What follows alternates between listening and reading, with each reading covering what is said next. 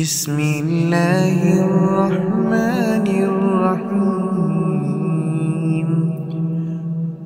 والتين والزيتون وطور سينين وهذا البلد الأمين لقد خلقنا الإنسان في أحسن تقويم ثم رددناه أسفل سافلين إلا الذين آمنوا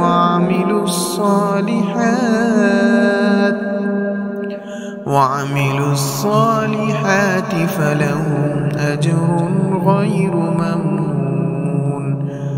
فما يكذبك بعد بالدين أليس الله بأحكم الحاكمين